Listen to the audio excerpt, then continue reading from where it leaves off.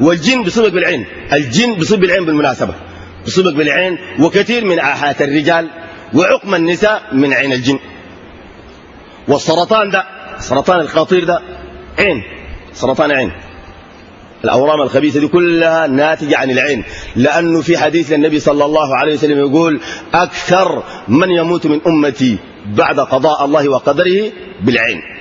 ده حديث للنبي صلى الله عليه وسلم. وانتم تعرفوا النبي ما بكذب، والنجم إذا هوى ما ضل صاحبكم وما غوى وما ينطق عن الهوى إن هو إلا. إذن المقابر دي إذا كان جيت لقيت فيها 100 شخص، اتأكد 70-80 شخص ماتوا بالعين، ولا واحد يعرف أنه فلان ده قتلته العين على الأطلاق. ما أسف، عارفين لكم دول كده عيديل إنه أصابته عين قتلته، ما عارفين. لكن ده حديث النبي صلى الله عليه وسلم أكثر من يموت من أمتي بعد قضاء الله وقدره بالعين.